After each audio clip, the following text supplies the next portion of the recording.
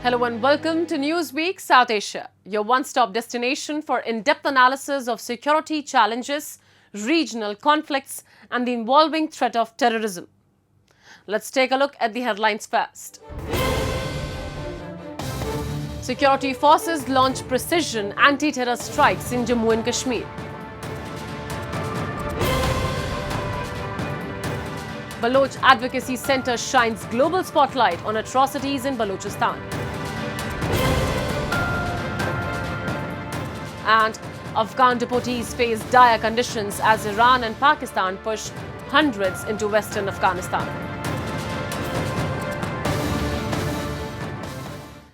As India marks 6 years since the abrogation of Article 370, a historic move that changed Jammu and Kashmir's constitutional status, its security forces are making news for a different reason: swift, strong and targeted action against terrorism. From the line of control in Poonch to the interiors of Kulgam, Indian forces have launched 3 key operations: Shiv Shakti, Mahadev and an ongoing mission in Akhal. The message is clear: infiltration will be stopped, terror leaders will be eliminated and there will be no safe haven for terrorism. As India marks 6 years since the abrogation of Article 370, the move that revoked Jammu and Kashmir's special constitutional status, security forces have been engaged in one of the most intense counter-terror offensive in recent months. In the Akhal region of Kulgam district, the security forces continued a prolonged and high-stake operation that began on August 2nd, starting with the elimination of a terrorist during a fierce overnight gunfight. Earlier in the week, Indian Army troops foiled a major infiltration attempt along the line of control in Jammu's Poonch sector, neutralizing 2 terrorists. Dubbed Operation Shiv Shakti, the mission was spearheaded by Indian Army's White Knight Corps based on precise intelligence shared with the Jammu and Kashmir police. What sets Shiv Shakti apart isn't just its success, it's the symbolism. Coming on the heels of the elimination of top Lashkar-e-Taiba commanders in Srinagar, the operation sends a strong message. India's counter-terror posture is no longer reactive, but resolutely proactive, especially along the volatile LOC.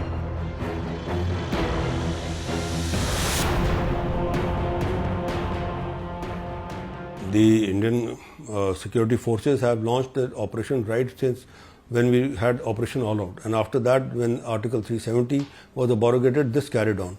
Now all these terrorists, they are holed up in the mountains over there, and to locate them and find out where they are is a very big problem, and it's very difficult to do that.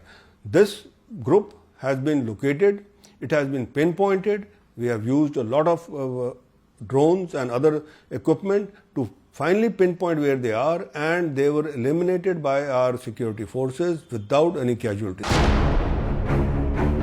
When viewed together, Operation Shiv Shakti, Mahadev and the ongoing offensive in Akhal reveal a clear 3-pronged strategy shaping India's current security architecture in Jammu and Kashmir: neutralizing infiltration at the borders, dismantling the leadership of terror outfits and maintaining relentless pressure on local support networks. These operations are not just coincidental, they align with the sensitive period between the anniversary of Article 370 abrogation and India's Independence Day on August 15, a time when security forces traditionally remain on high alert. This year, however, there is a marked shift in approach. The Ministry of Home Affairs, anticipating heightened threats, appear to have ramped up intelligence sharing and interagency coordination well in advance. The result: swift, targeted action replacing delayed, reactive responses. India's counterterrorism doctrine is evolving. Preemptive, intelligence-driven operations are becoming the norm, signaling a decisive move from reactive stance to a bold, proactive strategy grounded in actionable intelligence. Operation Shiv Shakti and Sindhu, Operation Mahadev is a continuation of this process. There are approximately around 80 odd terrorists who are there holed up in these mountains, and the Indian government has decided to eliminate all of them because they are not going to surrender. And most of them are from Pakistan. Now, like Suleiman was a trained Pakistan commando who was there. So similarly, there are others over there, and we have seen that day by day the encounters are taking place with these terrorists over there, because now the concentration of the government and the security forces is on these mountains. That is the entire Pir Panchal range in the Kashmir Valley also, and the Doda Kishtwar region. So we will see that soon these people will be eliminated, because after Operation Sindhur, the government has decided enough is enough. There is going to be no leeway for these people. The recent wave of counter-terror operation in Jammu and Kashmir delivers a powerful message. India will neither tolerate infiltration nor provide safe haven to terror operatives, foreign or local. Each successful strike by security forces is doing more than neutralizing immediate threat. It is sending a strong deterrent signal. Through sharp intelligence, seamless coordination, and unwavering resolve, India's security apparatus is dismantling networks before they can strike. As operations continue in parts of Jammu and Kashmir and vigilance remain high along the LOC, further developments are expected in the days ahead. But one thing is already clear: India's counter-terror strategy is hitting its mark with precision and purpose.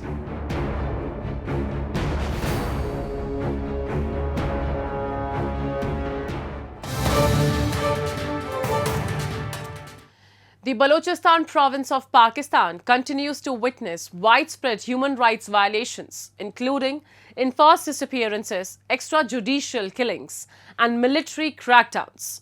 Activists and civilians face constant intimidation, with little to no accountability, as demands for justice and autonomy are met with brutal state repression. A large number of Baloch political activists who have migrated to Europe and other countries continue to raise their voices, urging international intervention to stop Pakistan's atrocities against the Baloch people. We have this report. Protests by families of victims of enforced disappearances in Balochistan have persisted for years. Braving harsh weather, intimidation, and state silence, they continue to demand justice and the return of their missing loved ones. A haunting reminder of Pakistan's deep-rooted human rights abuses. In a strong indictment of state-backed repression, the Baloch Advocacy and Studies Centre held its first public seminar at SOAS, University of London. Titled Hidden in the Shadows, Human Rights Violations Against the Baloch in Iran and Pakistan, the event exposed chilling evidence of extrajudicial killings, enforced disappearances, and systematic violence against unarmed civilians, including women, children, and students. The seminar echoed BASC's mission to bring global attention to one of the world's most silenced human rights crises. When we laid the foundation of Baloch Advocacy and Studies Center in May 2025, our team committed to a research-driven advocacy approach to highlight and address the various human rights challenges faced by the Baloch people in Iran and Pakistan. This seminar was a direct reflection of that mission.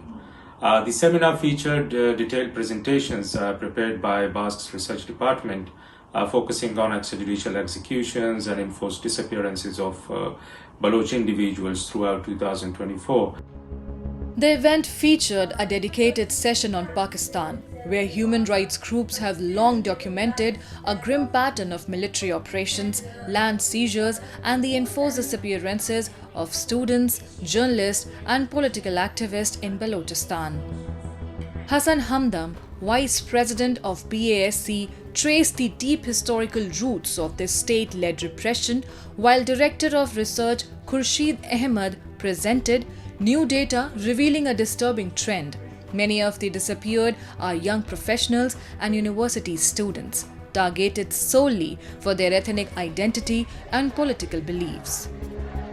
According to BASC's findings, Pakistani security agencies are using enforced disappearances as a tool of collective punishment, not just silencing individuals, but terrorizing entire families, villages, and communities. We say that the foreign interference is responsible for the appalling human rights situation in the region.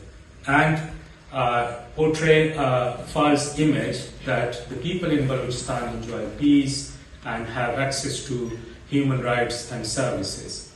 We are here to challenge those narratives on the basis of reasoning, data, and evidence. Amnesty International, along with 4 other prominent human rights organizations, has recently called on Pakistan to end its campaign of harassment and arbitrary detention targeting Baloch human rights defenders, particularly in the troubled province of Balochistan. In a joint appeal to Prime Minister Shehbaz Sharif, the groups demanded the immediate release of detained activists and an end to the brutal crackdown on peaceful dissent. With over 500 enforced disappearances documented in 2023 alone, they warned that Pakistan is flagrantly violating its international human rights obligations and urged transparent investigations and accountability. The recent seminar hosted by the Baloch Advocacy and Studies Centre at the University of London served as a powerful global wake-up call. More than just a discussion, it was a plea to end the silence, confront impunity, and stand with those whose voices have been forcibly raised. The time to act is now, to restore justice, dignity, and human rights in Balochistan.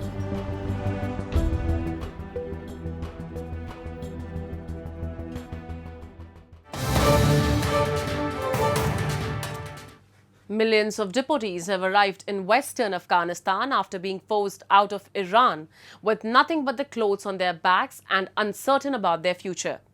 With deportations from Iran already overwhelming local resources, the looming wave from Pakistan threatens to deepen the humanitarian crisis in western Afghanistan.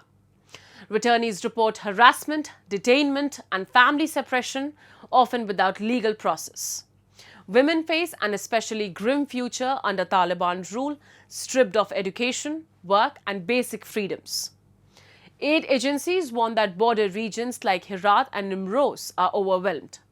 As Pakistan deports even registered refugees, Human Rights Watch urges UN action while critics point to the US limited response to the unfolding crisis. We have this report.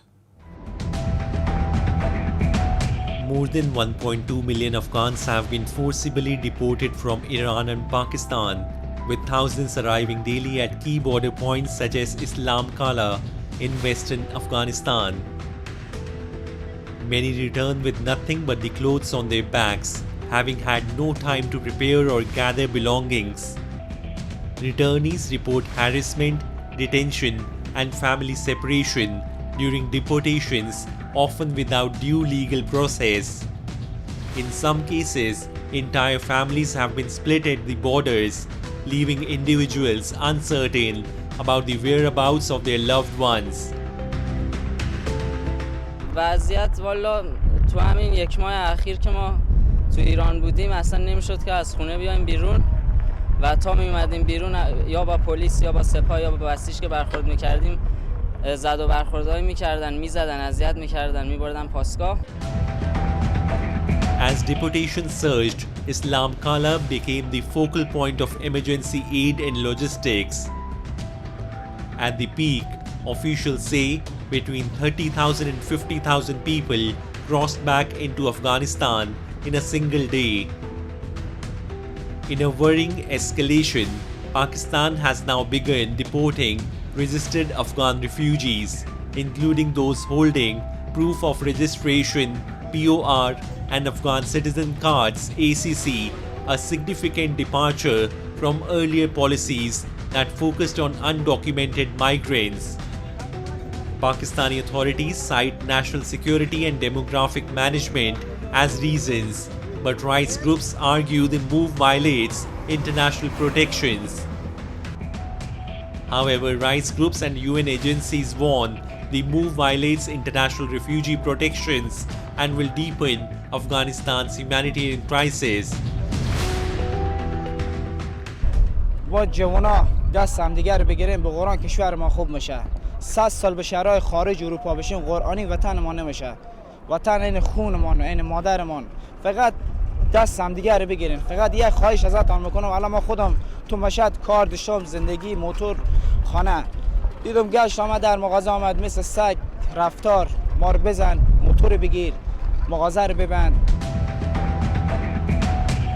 According to a report by Khama Press, Pakistan will also begin deporting Afghan refugees starting September 1, 2025 as part of a broader crackdown of those holding expired temporary residency cards under its Illegal Foreigners Repatriation Plan (IFRP), following a decision by authorities during a high-level meeting held earlier. Officials have cited that the rising security concerns and increasing pressure on natural resources as the key motivators behind the move. The United Nations High Commissioner for Refugees (UNHCR) announced that from the beginning of 2025 to August 1, more than 2.1 million Afghans have been deported from Iran and Pakistan. According to the report, from April 1 to the end of July alone, 1.4 million people were deported from Iran and over 303,000 from Pakistan to Afghanistan.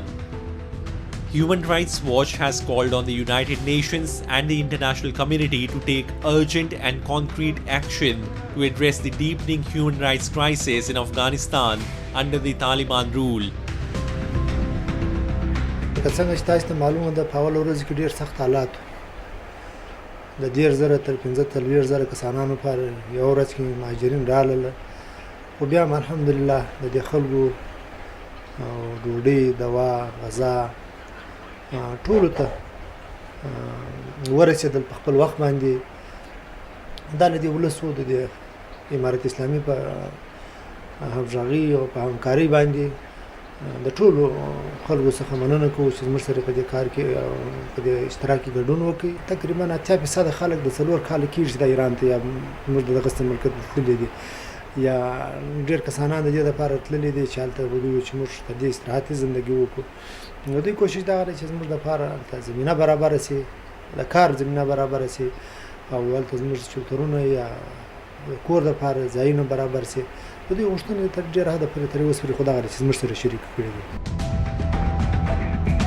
Afghan women, the return home under Taliban rule presents an even darker reality. Since the Taliban's takeover in August 2021, women and girls have been barred from education, employment, and much of public life. For returnee women, especially those who had access to education or work abroad, the shift is traumatic and dehumanizing. Human rights organizations warn that without urgent intervention, the situation could spiral further. The mass influx of returnees has stretched Afghanistan's already strained resources in provinces like Herat and Nimroz. With the country already facing economic collapse, donor fatigue, and a ban on girls' secondary education, aid agencies warn of an impending breakdown. As Afghanistan reels under the weight of mass deportations and worsening repression, the country faces a critical juncture. With women stripped of rights, families torn apart, and border regions overwhelmed, the humanitarian crisis deepens daily. Without swift international intervention, billions risk being forgotten in the shadows of geopolitics, abandoned at the border, silenced at home, and left to navigate a future with no promises, no protections, and no path forward.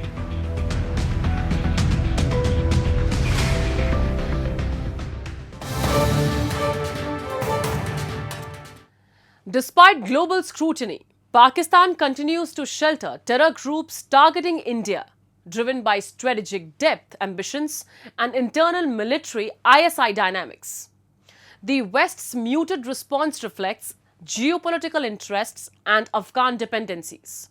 However, India's decisive Operation Sindoor has rattled terror networks, crippling operations, and shaking morale. The message is clear: India's tolerance has limits.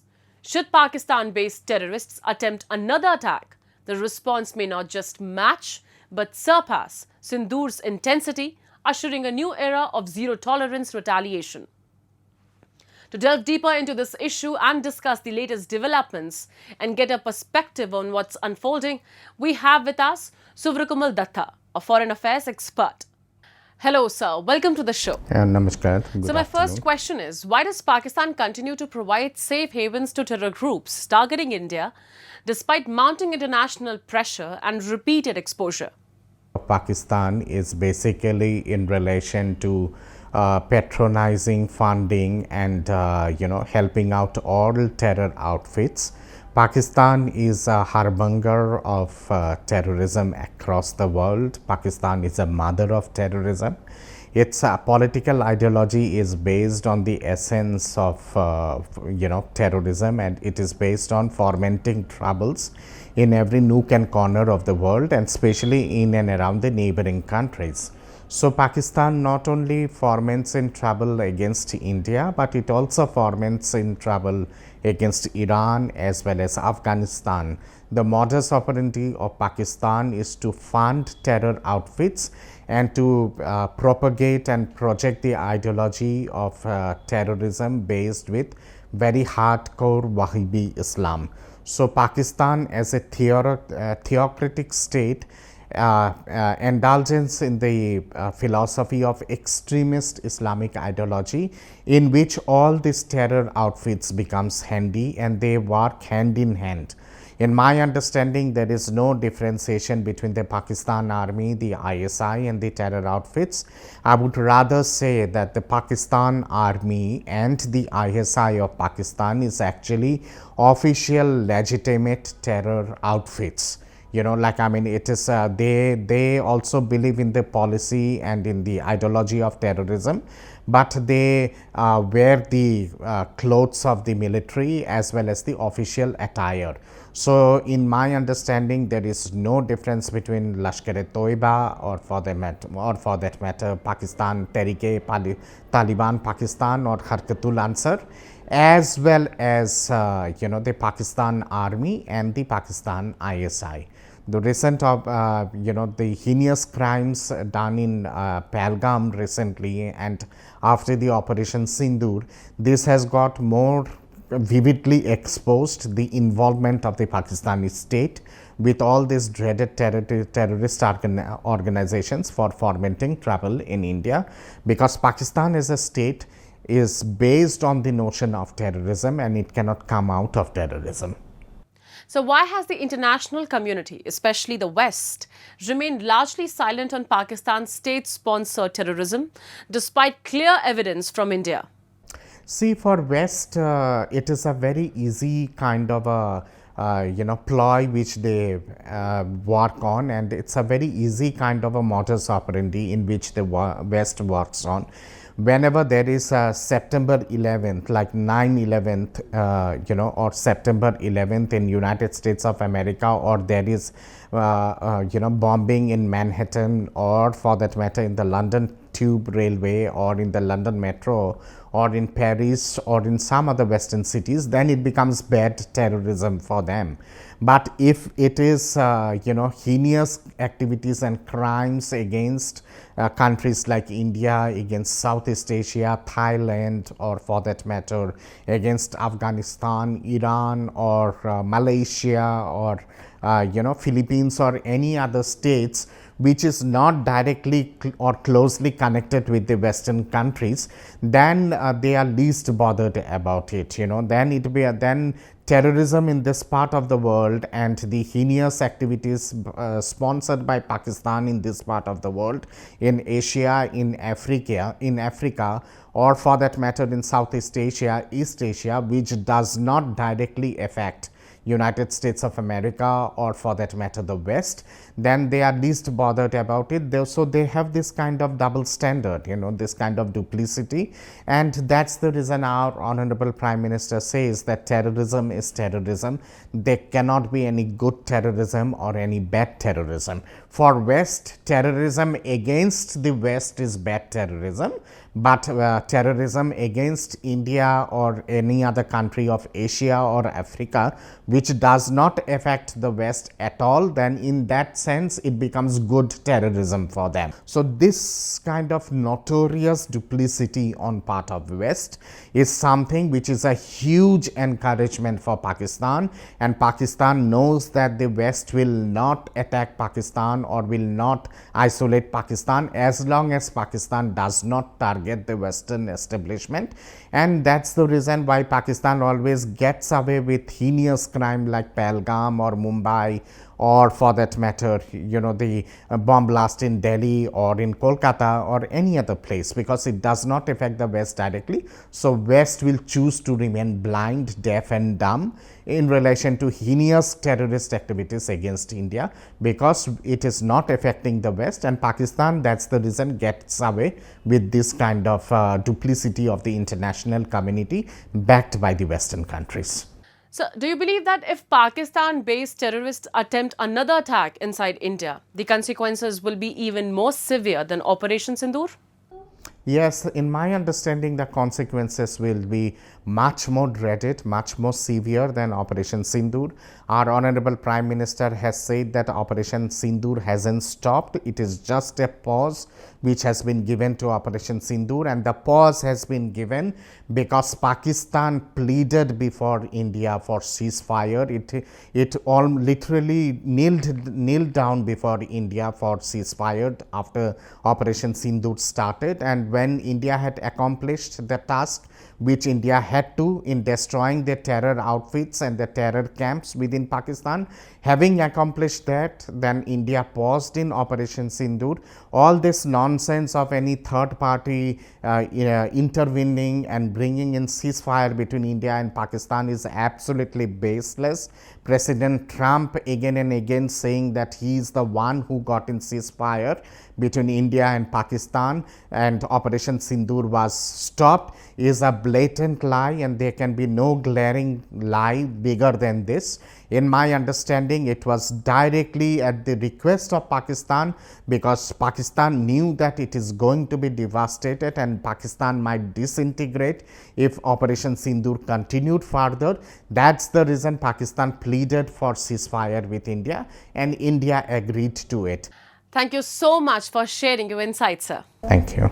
That's all we have for you on this edition of Newsweek South Asia. We'll be back next week with deeper insights and sharp analysis on the stories shaping the region. Until then, do write to us at nwsa@nin.com. This is Shivangi Mishra signing off on behalf of the entire team. Stay informed, stay safe.